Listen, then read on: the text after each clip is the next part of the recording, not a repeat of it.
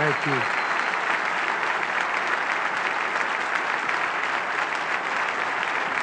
Thank you very much. Thank you.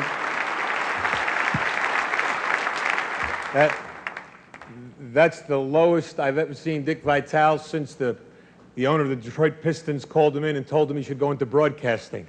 Right? I can't tell you what an honor it is to even be mentioned in the same breath with an Arthur Ashe. This is something I certainly will treasure forever. But as was said on the tape, I don't have one of those things going to cue cards, so I'm going to speak longer than anybody else has spoken tonight. That's the way it goes.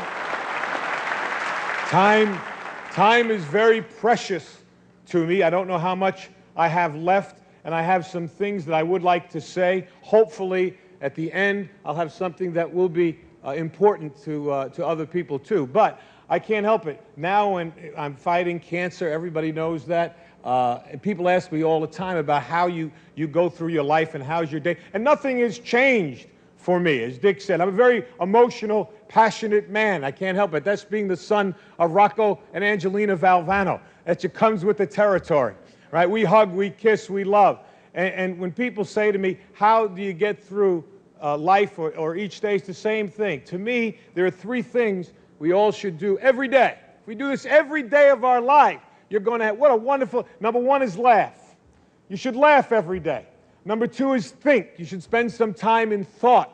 And number three is you should have your emotions moved to tears. Could be happiness or joy. But think about it. If you laugh, you think, and you cry, that's a full day. That's a heck of a day. You do that 7 days a week, you're going to have something special. And so, I can't help. I rode on the plane up today with Mike Krzyzewski, my good friend and a wonderful coach, but people don't realize he's a 10 times better person than he is a coach, and we know he's a great coach. He's meant a lot to me in these last 5 or 6 months of my battle. But when I look at Mike, I think we competed against each other as players. I coached against him for 15 years, and I always have to think about what's important in life is to think, to me, of three things: where you started, where you are, and where you're going to be. Those are the three things that I try and do every day. And, you know, when I think about getting up and giving a speech, I can't help it. I have to remember the first speech I ever gave. I was coaching at Rutgers University. That was my first job. That's wonderful. And I was the freshman coach. That's when freshmen played on freshman teams. And I was so fired up about my first job.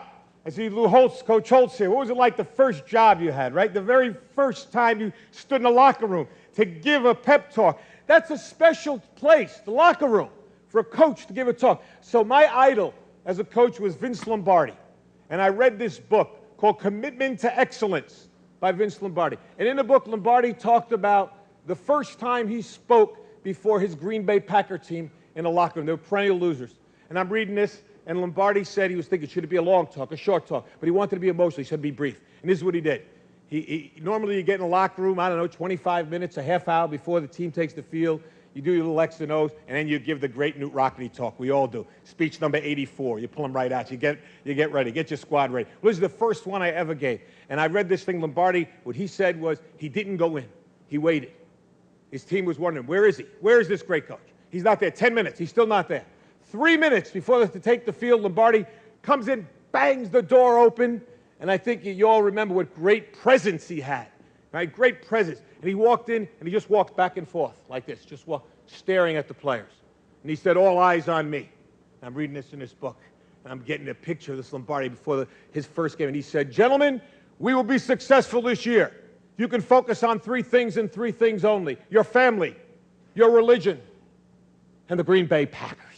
And he like that. And the rest of it, they knocked the walls down. The rest was history. I said, that's beautiful. I'm going to do that. Your family, your religion, and Rutgers basketball. That's it.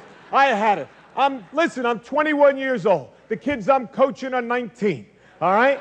And I'm going to be the greatest coach in the world, the next Lombardi. And I'm ready. And I'm practicing out in right beside the locker room. The manager's telling me, you got to go in. Not yet, not yet. Family, religion, Rutgers basketball. All eyes on me. I got it. And now finally he said, 3 minutes. I said, fine. True story. I go to knock the doors open, just like Lombardi. Boom! It didn't open. I almost broke my arm. I was like, it was when it didn't open. Now I'm down. The players are looking. Coach, help the coach up. Help him up. And now I did like Lombardi. I walked back and forth, right? And I was going like that with my arm, get the feeling back in it.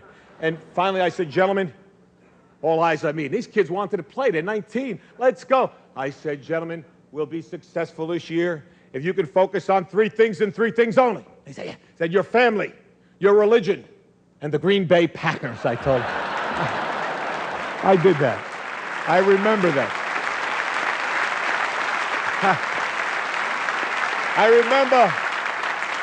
I remember where I came from.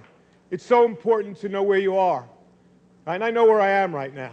How do you go from where you are to where you want to be? And I think you have to have an enthusiasm for life. You have to have a dream, a goal, and you have to be willing to work for it. I talked about my family. My family is so important. People think I have courage. The courage of my family is my wife, Pam, my 3 daughters here, Nicole, Jamie, Leanne, my mom, who is right here too, and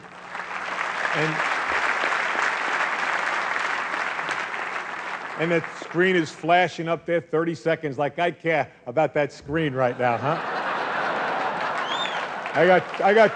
I got tumors all over my body. I'm worried about some guy in the back going 30 seconds, huh?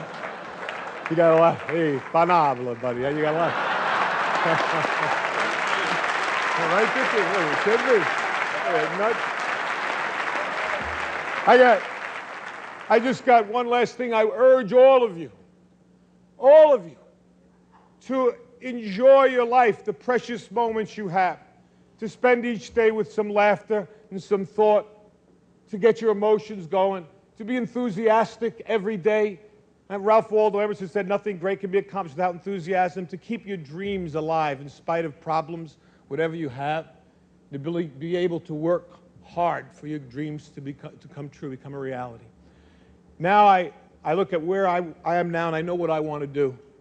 What I would like to be able to do is to spend whatever time I have left and to give and maybe some hope to others. All right? Arthur Ashe Foundation is a wonderful thing. And AIDS, the amount of money pouring in for AIDS is not enough, but it is significant. But if I told you it's 10 times the amount that goes in for cancer research, I also tell you that 500,000 people will die this year of cancer. And I also tell you that 1 in every 4 will be afflicted with this disease. And yet, for somehow, we seem to have put it in a little bit of the background. I want to bring it back on the front table. We need your help. I need your help. We need money for research. It may not save my life. It may save my children's lives. It may save someone you love. And it's very important. And ESPN has been so kind to support me in this endeavor and allow me to announce tonight that with ESPN's support, which means what? Their money and their dollars, that they're helping me, we are starting the Jimmy V Foundation for Cancer Research.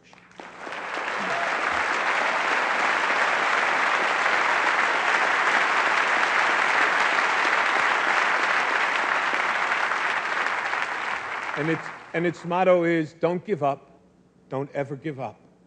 And that's what I'm going to try to do. Every minute that I have left, I will thank God for the day and the moment I have.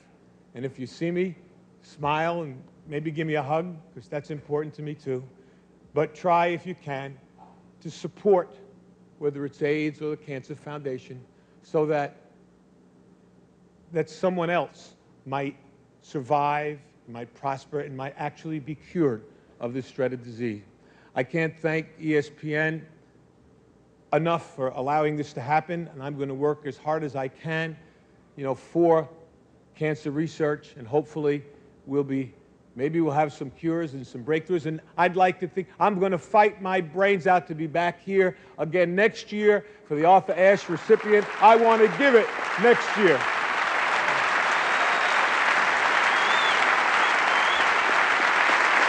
I know I've got to go. I've got to go, and I've got one last thing. I've said it before, and I'm going to say it again. Cancer can take away all my physical abilities. It cannot touch my mind, it cannot touch my heart, and it cannot touch my soul. And those 3 things are going to carry on forever. I thank you, and God bless you all.